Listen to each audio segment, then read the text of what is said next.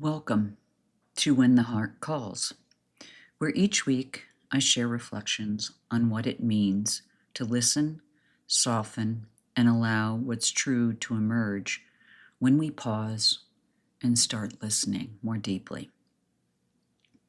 I'm Jasmine, and today's topic is about the golden rule, do unto others, and I'm offering it here for anyone who may find resonance. This is on my mind because I have just returned from a visit with family where I stepped back into my childhood home to visit my elderly mother and experience her choices.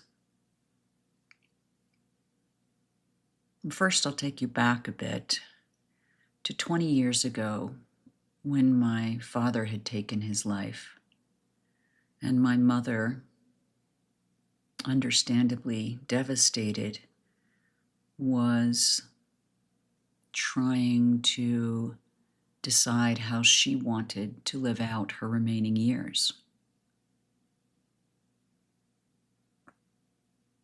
I have to admit, looking back, that I was blinded by ego, thinking that I knew what was best for her. You see,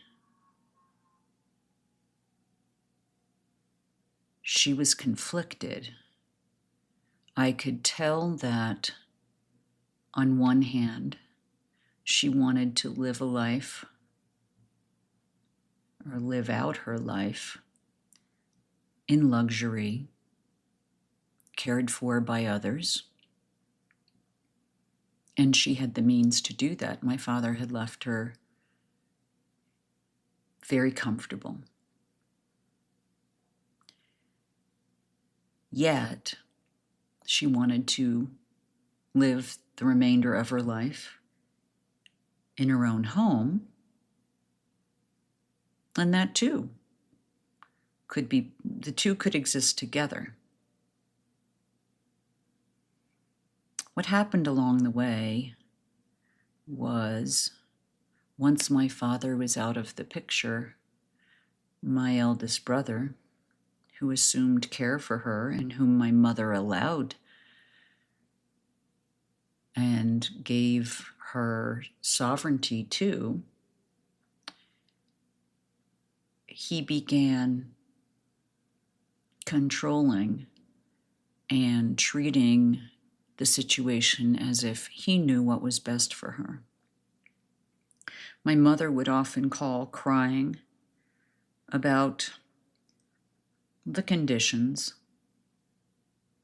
and I, not living far away, would drive down and offer solutions, only to have my brother reject them,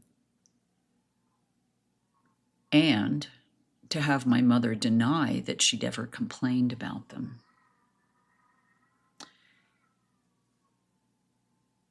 It was a wise friend who knew the legal system and elderly care better than I, who advised there is a law, an international law of self-determination, of making choices for ourselves. And I had to sit with that and really look inward. Was I projecting what I wanted, what I expected from my mother's life? And where was her real heart? What did she really want at the core? And I came to realize that my mother, at the deepest part of her core, valued and wanted her eldest son to care for her in her remaining days, despite perhaps the conditions that he was offering her. And what I realized was how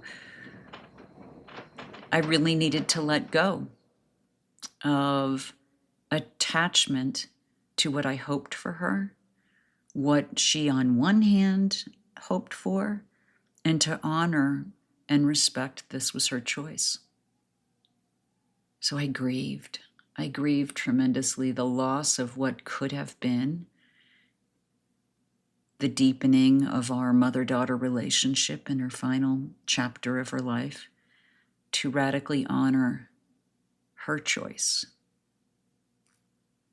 to love her without conditions, to love untethered to her choice. Because that, in truth, is how I want to be respected. To be on my journey, my way, means to respect others' journey, their way, your journey, your way. As a mother, a daughter, a sister, and a friend, it's not easy. Yet, this is the world that I want to live in. What I sit with frequently is an invitation for myself to look at where might I be projecting my desires, my expectations on another. And may I soften with patience, allowing the other to learn and grow through their own experience of life. Who am I to say what's best for another? Who am I to really understand the depth of my mother and my brother's relationship? Perhaps a soul contract they came to fulfill. Who am I to know what is right for them? I'm not. And so before closing, I invite you to sit with whatever this may be stirring or reflecting for your own life, without fixing, naming it, or trying to resolve it. Just notice what may be alive. Let whatever may resonate stay, and let the rest fall away. As always, I thank you for being here, for listening to my musings, my reflections. And until next time, I invite you to listen gently when the heart calls.